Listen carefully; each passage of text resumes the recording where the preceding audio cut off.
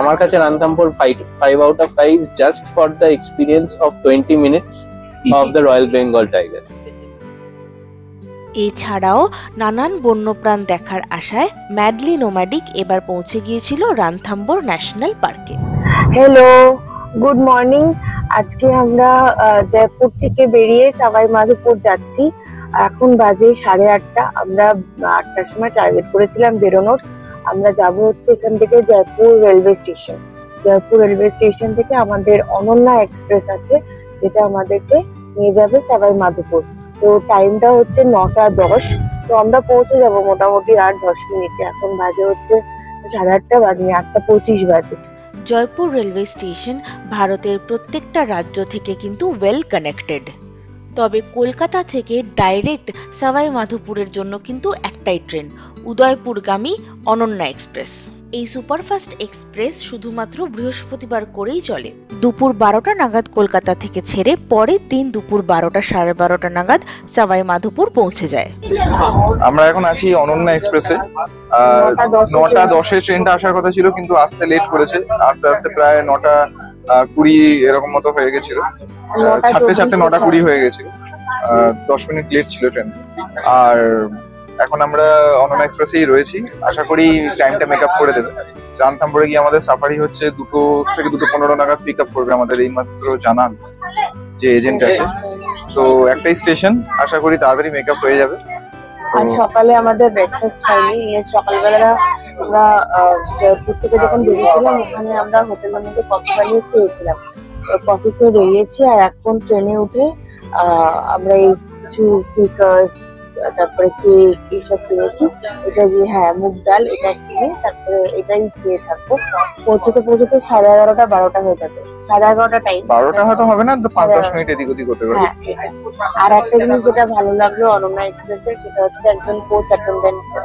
মানে আমি আগে কখনো দেখিনি, মানে এসে ডিরেক্টলি এসে বলছে যে কোচ অ্যাটেন্ডেন্ট, আমি কোচ অ্যাটেন্ডেন্ট, বেডরোল বা কোনো কিছু সমস্যা হলে আমাকে কাইন্ডলি জানাবেন। আর একটা নাম্বার দিয়ে গেল, যদি ক্লিন না হয় সেটা এখানে নাম্বারটা রয়েছে এখানে।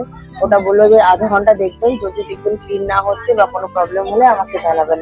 এতবার ট্রেনে ট্রাভেল করেছি, কিন্তু এই জিনিসটা খুব ভালো লাগলো অনন্যা এক্সপ্রেস। জানি না এটা নতুন ইন্ট্রোডিউস হয়েছে কিনা বা শুধু অনন্যা এক্সপ্রেসই হচ্ছে কিনা, যে জিনিসটা হলো সেটা খুব ভালো হলো। জয়পুরকে পেছনে ফেলে আমাদের ট্রেন ছুটে চলল রানথাম্বোরের উদ্দেশ্যে।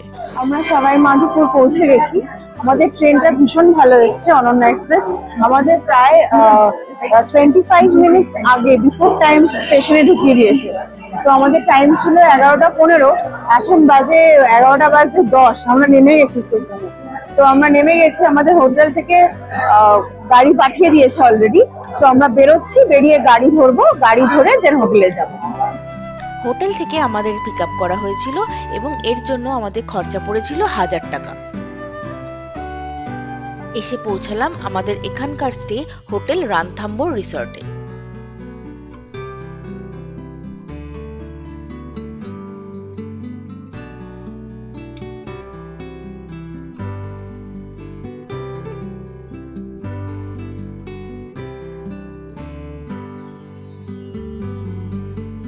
আসার সাথে সাথে কমপ্লিমেন্টারি ড্রিঙ্কস পেলাম, বেশ ভালো লাগলো। আর রুমের চাবি দিচ্ছেন উনি। তারপরে আমরা রুমে গিয়ে আলাকাটে অর্ডার করবো, খেয়ে মোটামুটি 2:15-এর মধ্যে আমরা সাফার করব। বেশ ছিমছাম ভাবে গোছানো এই রিসর্টটা, আর সব থেকে সুবিধা হচ্ছে একদম রাস্তার উপরে। এই হচ্ছে আমাদের হোটেল রানথাম্বোর রিসর্টের রুমগুলো। বেশ ভালো সুন্দর রুম, জঙ্গলের মধ্যে সুন্দর কোজি একটা রিসর্ট।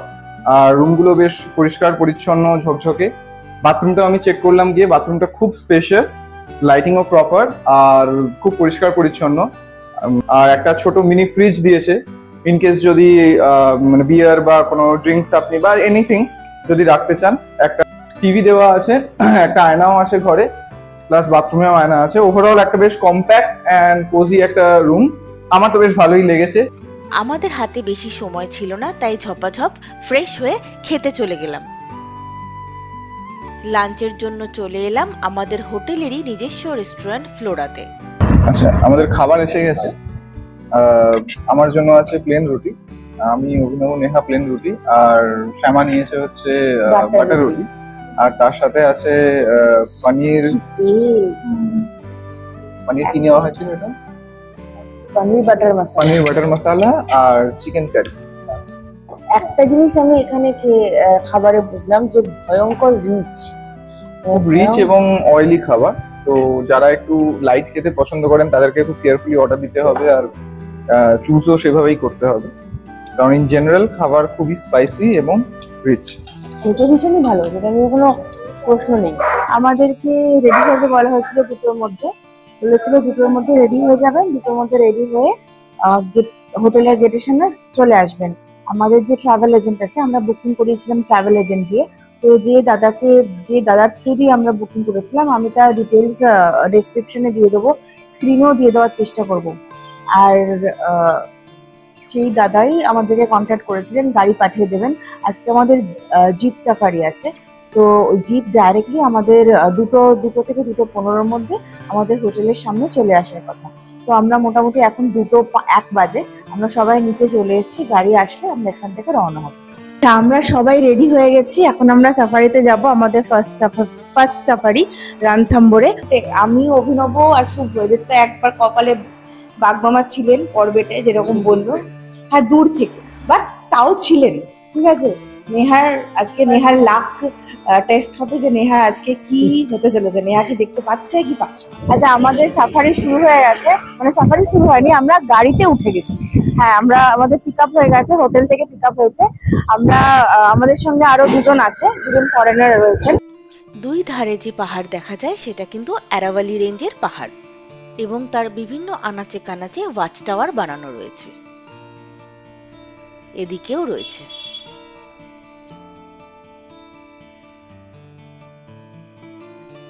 জঙ্গলের ভেতর দিয়ে হাইওয়েগুলো এমন ভাবেই তৈরি করা হয়েছে যাতে বন্য প্রাণ নির্দ্বিধায় এর তলা দিয়ে পাস করে যেতে পারে। রাস্তায় খানিক বাদে বাদেই এরকম প্যাসেজ তৈরি করা আছে।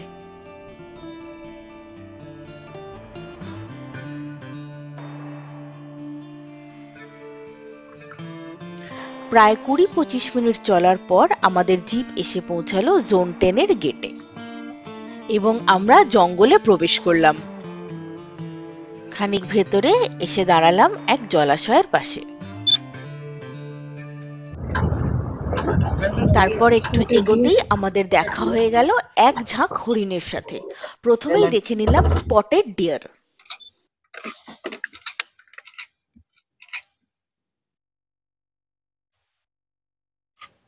Male has antler, female without antler.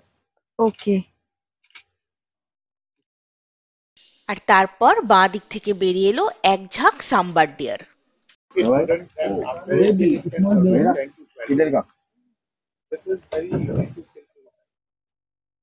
এইদিকে আরো আছে, এই সাইডটায়, ওদিকটা দিয়ে পাবি, ওদিকটা যাচ্ছে। Yeah, this male.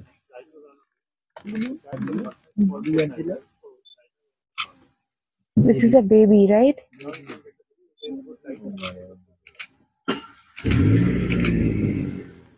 শুধু সামনে পাবি।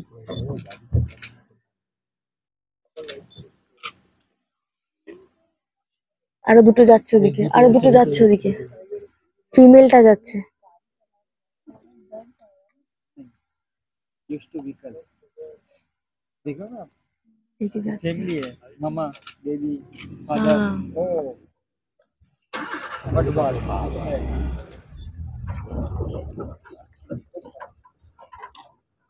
दो मेल है क्या?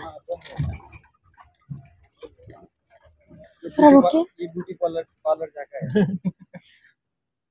नहीं।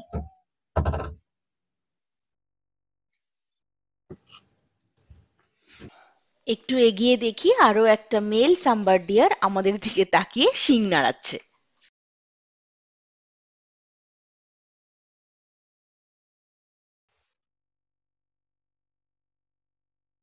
দেখ, এদিকে আরো আছে। Baby, small baby. হ্যাঁ, দেখছি তো এটা। These are babies, না? Baby. Tiger chocolate. ওদের বিদায় জানিয়ে আমরা জঙ্গলের আরো ভেতরে যেতে লাগলাম। পথের ধারে দেখা পেয়ে গেলাম নীলগাইয়ের। এটা কি? নীলগাই। Male one.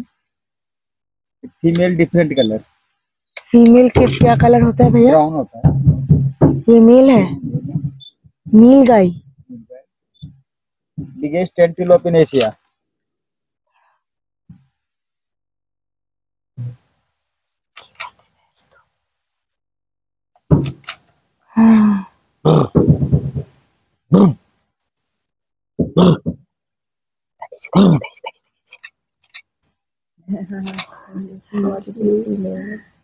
এই তো উঠেছে। Look like the horse.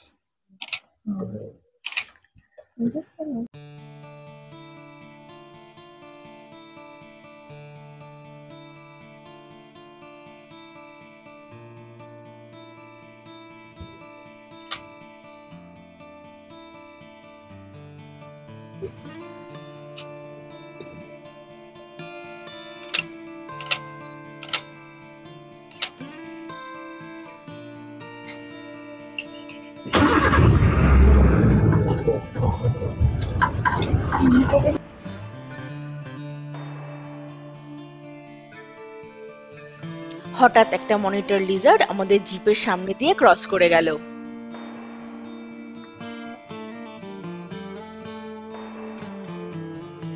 পাথরের সাথে মিশে গেছে, বোঝা খুব মুশকিল, কিন্তু যতটা সম্ভব আমি ক্যাপচার করার চেষ্টা করলাম। আবার এসে দাঁড়ালাম রাস্তার ধারে এক জলাশয়ের পাশে। লক্ষ্য একটাই, বাঘমামার দর্শন, যেটা আমাদের এখনো হয়নি।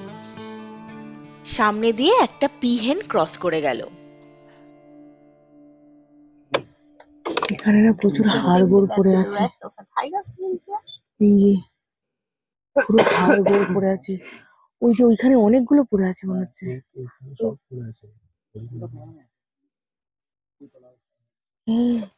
এই যে এখানে পুরো হাড় জমে রয়েছে। সকালে এখানে কল হয়েছিল, তাই আমরা ওয়েট করছি। অনেকগুলো আছে। সামনে আরো অনেক ময়ূর দেখতে পেলাম।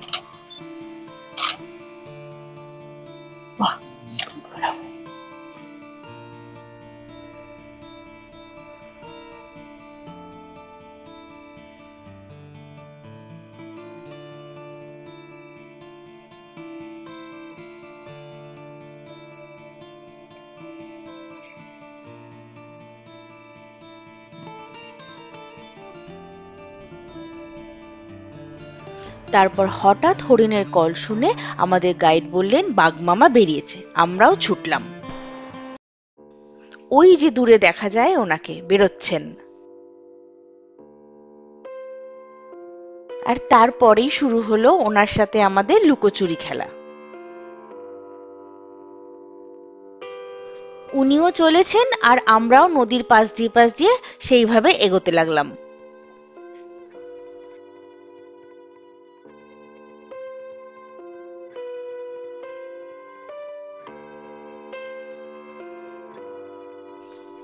এবার বাঘমামা নদী ক্রস করে আমাদের দিকেই চলে এলেন।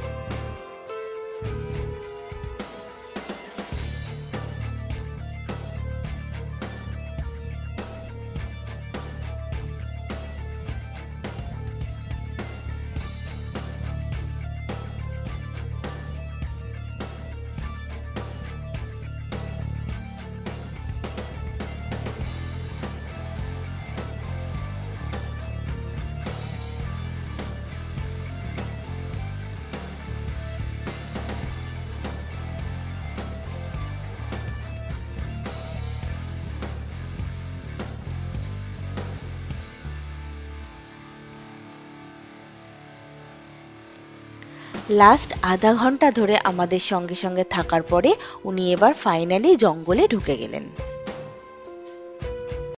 ফেরার পথে আবার কিছু স্পটেড ডিয়ার আমরা দেখতে পেলাম। আচ্ছা, আমরা রানথাম্বর থেকে ফিরছি। আজকে একটা দারুণ দিন ছিল। হ্যাঁ, আজকে দারুণ আমরা দিন ছিল। বাঘ দেখতে পেয়েছি খুব ঠিক আছে, কাছ থেকে। খুব কাছ থেকে। তো জল থেকে উঠেছে বাঘ আমাদের সামনে, গাছে তার নখে শান দিয়েছে, জলে স্নান করেছে। সেটা দেখে আমাদের কথার কথা মনে হয়েছে। তো আমার লেন্স কেনা সার্থক, রানথাম্বর আসা সার্থক। সবাইকে বলে এসেছিলাম রানথাম্বর আসলে বাঘ দেখতে পাবো, এবং সেটা পেয়েছি। কালকে আরো একটা রাইড বাকি আছে ক্যান্টরে, আশা করি সেখানে আরো দেখতে পাবো। এই যে বাঘটি দেখেছি সেটা অ্যাকচুয়ালি এখানে এই জোন 10 4টে টোটাল বাঘ আছে।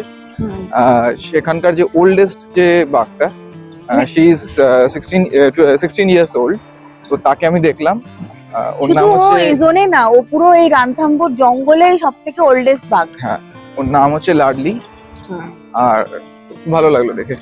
ভালো লাগলো দেখে। আমাদের সত্যি আমাদের রানথাম্বরের সাফারিটা সার্থক। এত কাছ থেকে বাঘ দেখবো মানে নেহা তো বলেই দিল হাত বাড়ালেই বাঘ।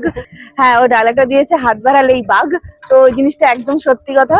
আমাদের একদম পুরো এত কাছ থেকে এত সুন্দরভাবে দেখবো আমরা ভাবতেই পারিনি। খুব ভালো লেগেছে, ভালো লেগেছে, খুব ভালো লেগেছে। এই সাফারির অভিজ্ঞতা আমাদের সারা জীবন সঙ্গে থাকবে। আমাদের জিপ যখন আমাদের নামালো তখন সন্ধে হয়ে গেছে, 6টা বাজে। হ্যালো, আমাদের সাফারি হয়ে গেছে। আমরা সাফারি করে নেমে পড়েছি। ওই আমাদের হোটেলের একটু আগেই একটা সুভেনিয়ার শপ ছিল, সেখানে আমরা নামলাম। টুকটাক কেনাকাটার আছে। আর তারপরে সন্ধে হয়ে গেছে, কিছু খেতেও হবে, খুব খিদেও পেয়েছে। বাঘটাক দেখে আমরা এত হ্যাপি যে কি বলবো, মানে আমাদের আর ঘরে ঢুকতে ইচ্ছা করছে না এখন। তো যাই হোক, তো পেটে একটু দিতে হবে, খাবো, একটু খাওয়া দাওয়া করবো। তো ওই জন্যই এই সুভেনিয়ার শপের উল্টো দিকে একটা দেখলাম একটা খাওয়ার জায়গা, ফুড কোর্ট টাইপের করা। তো আমরা ওখানে এসেছি এখন খেতে। আমি দেখাচ্ছি জায়গাটা। এই যে এই জায়গাটা, এই জায়গাটার নাম হচ্ছে রানথাম্বর চৌপাটি, ঠিক আছে? এই সাওয়াই মাধোপুরে খাবারের দোকানগুলো একটু দূরে দূরে, তাই আমরা এখানেই বসে পড়লাম যাতে সবকিছু পেয়ে যাই।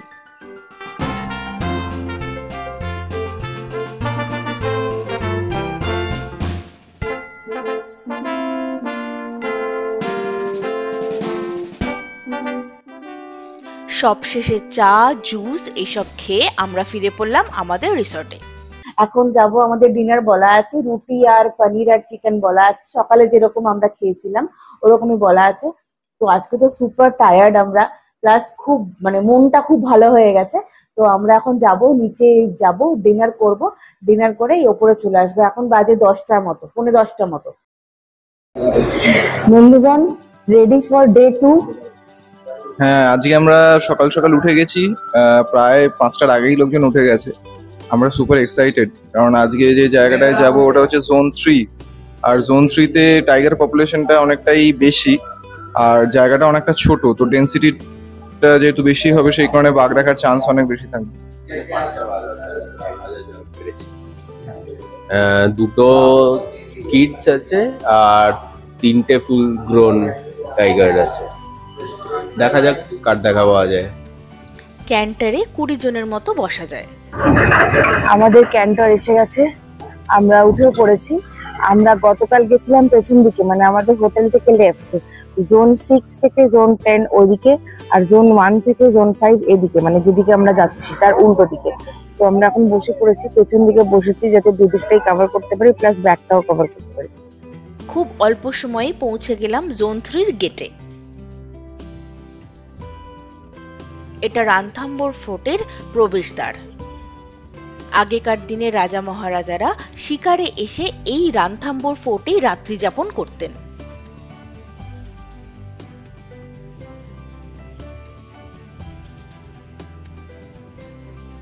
বলা হয় রানথাম্বরের 10টা জোনের মধ্যে এই জোন 3 সবথেকে সুন্দর। খানিক এগোতেই দেখলাম একটা কুমির জলের ভেতর থেকে একটু নাক বার করে রয়েছে, কিন্তু আমার ক্যামেরায় সেটা আসেনি। তারপর আবার দেখতে পেলাম এক ঝাঁক স্পটেড ডিয়ার।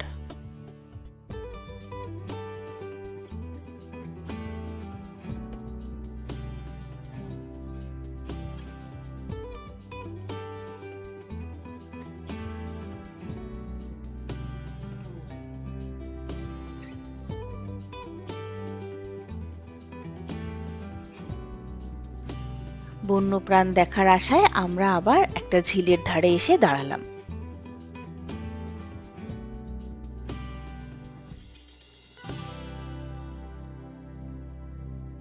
দেখতে পেলাম কিছু ল্যাপউইং পাখি।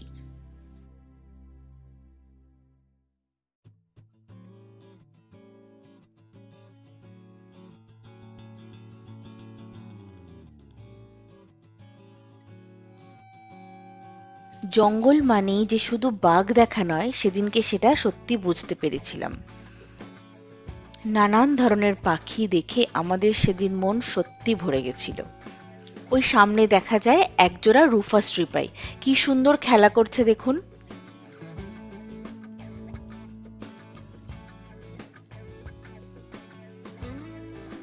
দূরে যে মহলটা দেখা যায় ওটাকে বলে যোগী মহল। সাওয়াই মাধোপুরের মহারাজ এটা তৈরি করেছিলেন যাতে সন্ন্যাসীরা এখানে এসে নিশ্চিন্তে সাধনা করতে পারেন। দেখতে পেলাম পাশের একটি গাছ থেকে বুলবুলি পাখির বাসা ঝুলছে। ফেরার পথে আমরা লেকের ধারে আরো কিছু লেপিং পাখির দেখা পেলাম। এবার আমাদের রানথাম্বোরকে বিদায় জানানোর পালা। অনেক স্মৃতি নিয়ে আমরা ফিরে চললাম। আমাদের মর্নিং ক্যান্টার সাফারি এখানেই শেষ হয় এবং আমরা হোটেলে ফিরে আসি। হোটেলে যখন নামি তখন বাজে সকাল 9:30। হোটেলেই ব্রেকফাস্ট করে আমরা চলে এসেছিলাম সাওয়াই মাধোপুর স্টেশনে। স্টেশন ড্রপের জন্য গাড়ি ভাড়া পড়েছিল 1000 টাকা। আচ্ছা, এখনো পর্যন্ত আমি 3টে জঙ্গল মোটামুটি ভালোভাবে ঘুরেছি। প্রথম হচ্ছে ডুয়ার্স, সেকেন্ড হচ্ছে জিম করবেট, আর থার্ড এবারে হচ্ছে নতুন সংযোজন রানথাম্বোর। তবে সাংঘাতিক গুরুত্বপূর্ণ যে কথাটা সেটা হচ্ছে আপনি যদি বাঘ দেখতে চান, মানে টাইগার সাইটিং যদি আপনার প্রাইমারি এজেন্ডা হয়ে থাকে, তাহলে রানথাম্বোরের থেকে ভালো অপশন আর দুটো হতে পারে না। জিম করবেটে খুব দূর থেকে দেখেছিলাম, বাট সেটা না দেখারই মতো। এখনো পর্যন্ত Ranthambore is my best for tiger spotting. আর এছাড়া আমি বলবো একটা জিনিস দেখে খুব খারাপ লাগলো যে সারা জঙ্গলময়, জলে, গাছের ডালে, এদিকে সেদিকে ঝোপে ছাড়ে প্লাস্টিকে ছয়লা। তার মানে এর থেকে এটাই প্রমাণিত যে বিভিন্ন টুরিস্টরা যারা ওখানে যান তারা প্লাস্টিকের জিনিসপত্র, প্লাস্টিক ব্যাগ ওখানে ছড়ান এবং সেটা জলে এবং গাছের ডালে টালে আটকে থাকে। আমার সত্যি কথা বলতে 4.5 আউট অফ 5 আমি দেবো রানথাম্বোরকে, কারণ এর প্রধান কারণ হচ্ছে আমি সেখানে বাঘ দেখতে পেয়েছি। আচ্ছা, আমরা রানথাম্বোরে দুটো জোনে ট্রাভেল করেছি, মেনলি জোন 10 আর জোন 3। আমাদের কালকে ইভিনিং এ ছিল জোন 10, যেখানে আমরা বাঘের দর্শন পেয়েছি। দর্শন না, মনে হয় বাঘ আমাদের সাথে দেখাই করতে এসেছিল। প্রায় 20 মিনিট ধরে বাঘ আমাদের আশপাশে হেঁটে বেরিয়েছে, আর আমরা মনে প্রাণে যতটা পেরেছি ছবি তুলেছি, এনজয় করেছি। আর শুভ যেগুলো বললো সেগুলো একদম সত্যি। জোন 10-এ আমরা অনেক প্লাস্টিক দেখেছি, যেগুলো একদমই প্রত্যাশিত ছিল না আমাদের কাছে। জোন 3-তে আজকে সকালে আমরা গেছিলাম, সেখানে আমাদের ক্যান্টার সাফারি ছিল। সেখানে সেরকম ভাবে কিছুই চোখে পড়েনি। চোখে পড়েছে যেগুলো, সেগুলো মানে খুবই সামান্য। বাঘের কোনো চিহ্ন ছিল না, কিন্তু আমাদের কাছে যে ইনফরমেশন ছিল যে জোন 3টা এই সবকটা জোনের মধ্যে সবচেয়ে ছোট, সবচেয়ে সুন্দর, আর বাঘের সংখ্যা 5। তো ওখানে বাঘ দেখার চান্স অনেক বেশি ছিল, কিন্তু কোনোভাবে আজকে আমাদের লাক আমাদের সাথে ছিল না, আমরা বাঘ দেখতে পাইনি। ময়ূর, হরিণ, নীলগাই, কুমির, বিভিন্ন ধরনের পাখি এবং রানথাম্বোর ফোর্টের অসাধারণ কয়েকটা ভিউ আমরা ক্যাপচার করতে পেরেছি। এমনি আমাদের আজকে জঙ্গলের অ্যাম্বিয়েন্সটা খুব ভালো লেগেছে। তার সাইলেন্স, তার একটা আলাদা প্রেজেন্স আমরা ফিল করতে পেরেছি। এই মোটমাট আমার কাছে রানথাম্বোর 5 out of 5 just for the experience of 20 minutes of the royal Bengal tiger. বাকি লেটস লিভ ইট। আমরা সাওয়াই মাধোপুরে ছিলাম হোটেল রানথাম্বোর রিসর্টে। খাবার ভালোই ছিল, দামটা একটু চড়া, সেটা আমরা বুঝলাম বিল পেমেন্টের সময়, তার আগে অতটা বোঝা যায়। আর মোটামুটি ফেসিলিটি ঠিকঠাকই ছিল। আমার পক্ষে 7 আউট অফ 10। বাকিটা শুভ্র বলবে। আমার ক্ষেত্রেও তাই। আমি বরং একটু কমই দিতে চেয়েছিলাম, যেহেতু দামটা অনেকটা বেশি। মানে আমি আপনাদের অ্যাজ এন এক্সাম্পল এটা বলতে পারি যে 4টে স্প্রাইটের ক্যানের দাম 540, বা দুটো নর্মাল হাত রুটি যেটা বাইরে 4 টাকায় পাওয়া যায় সেগুলো 20 টাকা। বা বাটার রুটিটা 40 টাকা। তো সেই কম্পোজিটলি জিনিসটা এতটা বেশি হয়ে গেছে যে যেটা হওয়া উচিত না। বাট খাওয়ার টেস্ট খুবই ভালো, কোয়ালিটি খুবই ভালো। স্পেশালি পনিরটা আমি মেনশন করবো, পনিরটা খেতে খুবই ভালো ছিল। বাট আদারওয়াইজ এমনি পরিষ্কার পরিচ্ছন্নতার দিকে বলতে গেলে বা মানে সার্ভিসের দিক দিয়ে বলতে গেলে খুবই ভালো। অনেক সুন্দর স্মৃতি সাথে নিয়ে আমরা এবার ছুটে চলেছিলাম আমাদের নেক্সট ডেস্টিনেশন যোধপুরের উদ্দেশ্যে।